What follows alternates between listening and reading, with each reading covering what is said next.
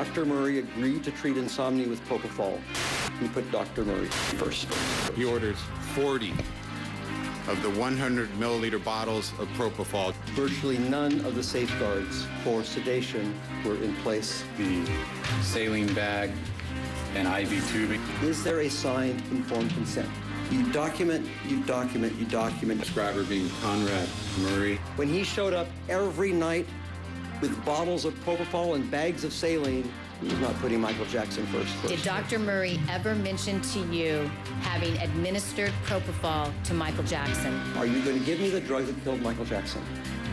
I get that question daily.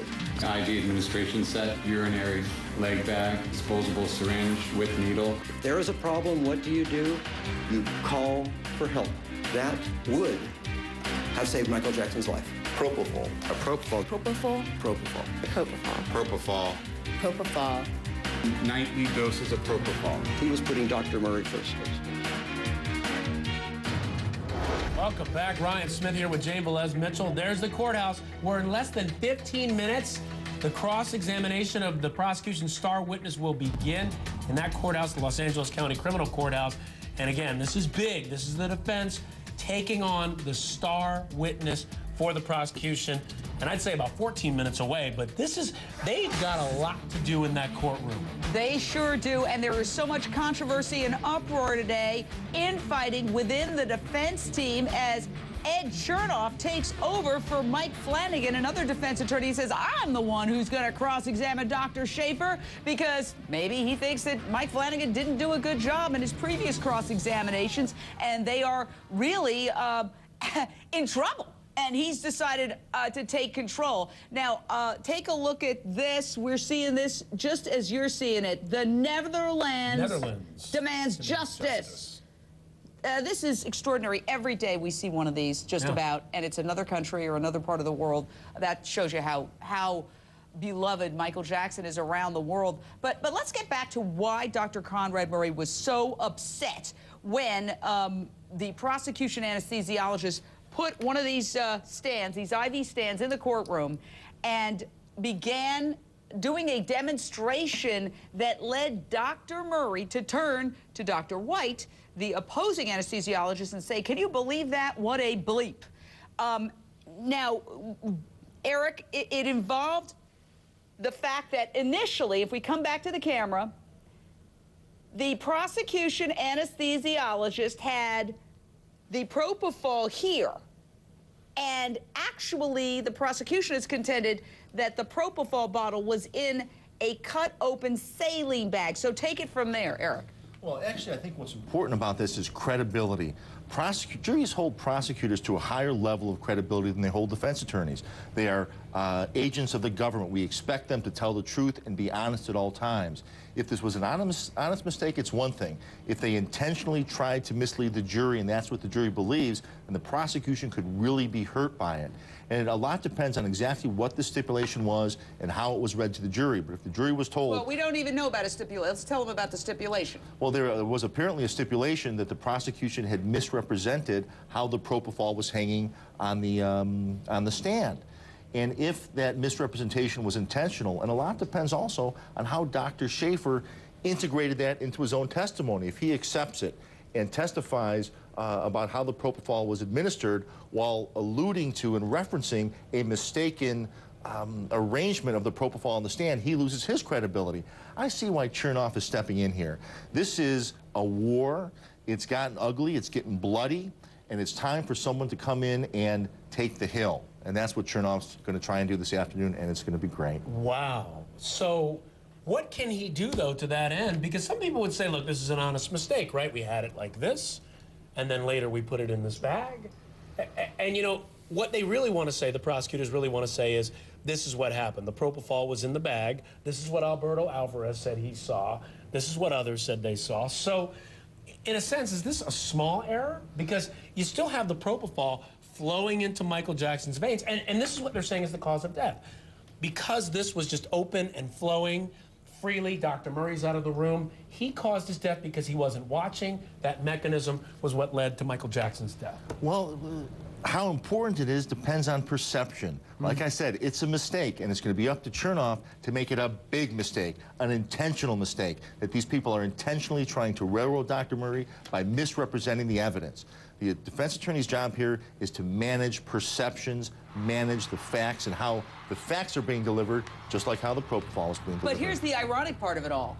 It's actually more medically sound to have the separate propofol hanging the way it was demonstrated initially. This is a horribly jerry-rigged system. To slice open a saline bag and then to stick a bottle of propofol inside it. We had an anesthesiologist sitting right where you were who said that's horribly unsanitary. That means that somebody got their dirty hands all over this bottle, and they were aghast at the idea of such a jerry-rigged system. So actually, it was almost like the prosecution anesthesiologist was doing a favor initially by making it a little bit prettier than it actually was. It may be medically more sound to do it that way, but it's legally more sound to be able to manage the perception and paint both the prosecutor and the prosecution's expert as being intentionally misleading to the jury. And that's Chernoff's job this afternoon. It's got less to do with the medical, how things were rigged and how they were hanging, than how the witnesses and the prosecution are being perceived by the jury. Are they honest, doing this because they feel it's their moral and civic duty, or are they trying to make names for themselves and railroad Dr. Murray? Alan Duke, you've been watching this case from the very beginning, following it for quite some time. How do you see the cross-examination, and how do you see they need to come at it? Because Eric makes a great point. You criticize them, you show how the government's after you almost, and that's a powerful feeling for a lot of jurors and a lot of people. But at the same time, do you think that's the way they need to do it? That may be what Ed Chernoff is doing, and that may be why they've switched lawyers. Flanagan, somewhat dry compared to the bulldog Ed Chernoff, perhaps, on cross-examination, as I've seen both men working in the preliminary hearing and in this trial. So it's a change of strategy. Perhaps they think they need a different tone for this last witness, because if they can't shake the medical science, maybe that they can go other routes with the jurors. It might be they're going for the pass play instead of the run, and that's why they switch quarterbacks. Yeah, and let's face it, Ed Chernoff is more charismatic. He's better looking. He's younger. He's more aggressive. And he has no problem confronting and getting nasty. And Mike Flanagan's more of an old-fashioned gentleman lawyer who keeps it pretty dry, and he is not confrontational. Chernoff is confrontational. I mean, he put that poor coroner's investigator over the coals and made her look foolish. And just as a human being to human being, I felt sorry for her. She did make a lot of mistakes. For example, she never even photographed this in here. She photographed it after. So the whole premise of the prosecution's case was hurt. But he really was, dare I say, a little nasty toward her. You've got to be nasty in a case like this. You've got to be. But could that backfire? You know, because you take on somebody like that. And remember, Dr. Schafer is a doctor. He is there offering his opinion. He's not trying to, or at least the prosecution wants you to believe, he doesn't have an axe to grind. Is it sometimes a bad sign if you aggressively take on a witness who is just trying to give this kind of medical testimony? As you said, as the prosecution is trying to get us to believe, it's Chernoff's job to change that perception. Your perception right now, well, you just told us about why Dr. Schafer is there. That's why Chernoff is stepping in. Look, I watched Flanagan cross-examine another expert. He did a horrible job. It was exceptionally dry. It was focusing on technicalities of milligrams and comparisons and absorption rates. And I didn't understand it. I know the jury didn't understand it. And not only that, he let him run on and on and on. In the case of Dr. Steinberg, some of his best points were made on cross-examination. Absolutely. And good experts always do that to us defense attorneys. And we got to watch for it, and we've got to cut them off. And we've got to let the jury know that they're being non-responsive to our questions, and that they've got to answer our questions. Chernoff had to step in. This is it. It's fourth and goal. I cannot wait to see what he does in that courtroom. And by the way, you're going to see it very soon, too. We believe the court's going to begin in about 5 to 6 minutes. Keep it right here. We will bring you all the action from the courtroom, and that's coming up. It's going to be exciting. Did Dr. White suggest that Michael Jackson may have orally consumed propofol, causing his death? Yes, he did. What was your reaction to that? I was disappointed because it's not possible.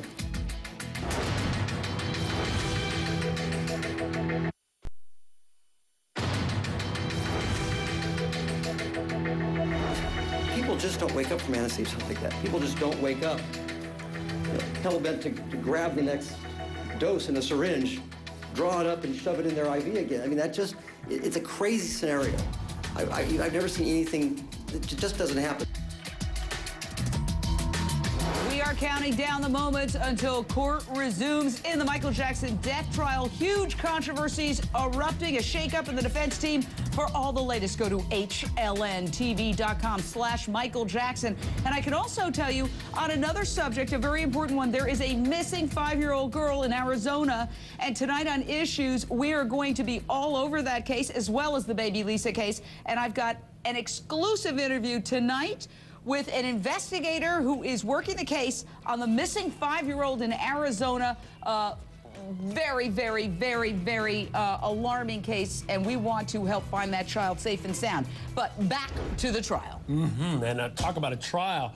We are going to look at a cross-examination this afternoon, and it could end up being one for the ages. And that's because this defense is going to take on this man who many consider to be the father of propofol. He wrote the instruction thing that's inside that bottle, that package that you get, you know, that thing you sometimes throw away. Somebody had to write that, and that's this guy in this case. But he talked about something very powerful in his direct examination. He talked about how Dr. Murray was responsible for Michael Jackson's death, and he used that contraption to do it. Take a look at this.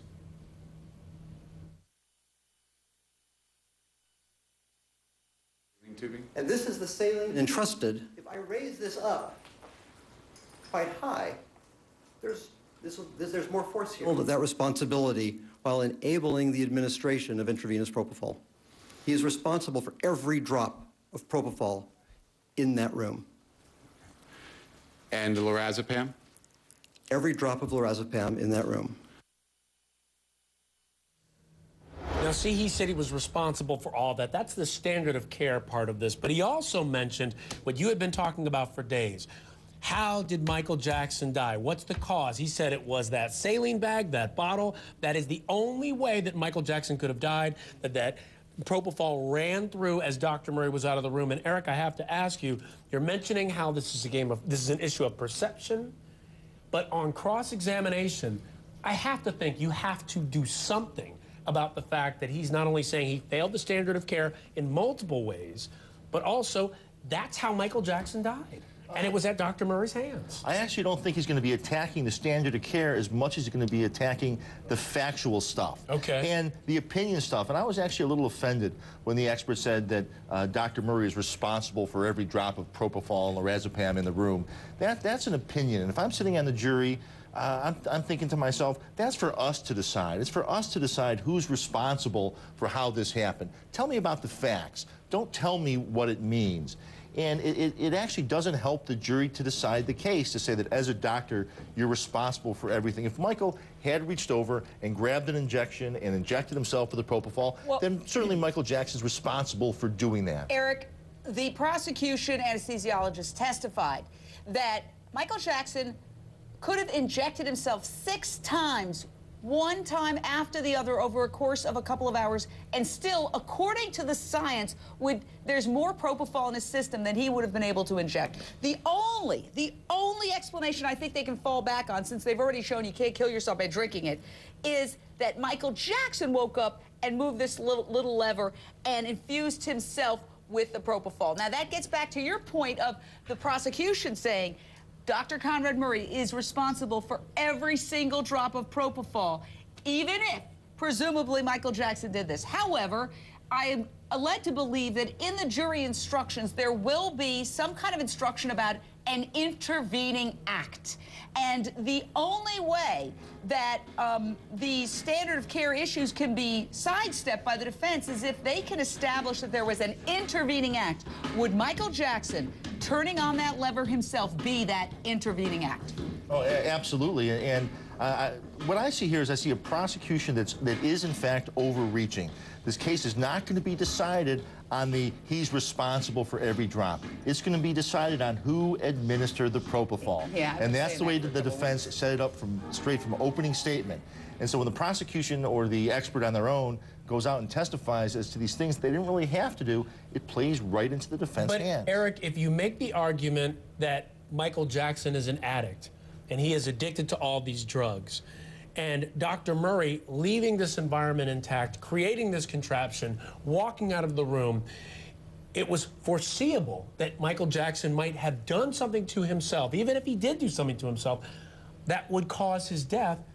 Doesn't that mean a conviction on involuntary manslaughter? I mean, this is about recklessness in a sense by this doctor. And if Michael Jackson injected himself, the doctor was still reckless and it's still involuntary manslaughter. You know, that may be true, but a trial like this is as much about defining the question as it is about giving the answer. And what the defense has tried to do from the very beginning of this case is define the question as who administered the propofol and get away from all this complicated medical stuff. Who administered the propofol? And if the prosecution engages that, which they have, engages that question, then it's the answer to that question that will instruct the jury's decision. I would like to bet. I'm frequently wrong, so please don't charge me. I'm not betting any money. I'm not betting any money. But I would like to bet that Ed Chernoff is going to hammer away at this prosecution anesthesiologist. Is it possible? Is it possible that Michael Jackson woke up and did this? And then he's going to say, not very likely. But is it possible that Michael Jackson woke up and moved this little lever? Because remember, in opening statements, they didn't say he self-injected. They said he self-administered, leaving the door open for precisely that possibility. Oh, absolutely. That's the whole point of Chernoff stepping in here, is to make that point and lots of points like that. Wait, can I make another point, though? Sure, of course. Let's say Michael Jackson did that. If Dr. Murray left the room, wasn't there, set up this contraption at home, if he violated all those standards of care, and as a result, he wasn't watching his patient, he did that, Michael Jackson died, isn't Dr. Murray still guilty of involuntary manslaughter because he slipped below the standard of care and that his reckless conduct created the situation that caused his death? From a technical standpoint, yes, he is. So if that's in the jury instructions, isn't that an open and shut case? But the question becomes, how have the attorneys, both the prosecution and the defense, defined the issues for the jury to decide? That means it's all about the jury instructions. It's about the jury instructions, and it's about perception of what the question to be answered is. We'll be back. More debate in a second.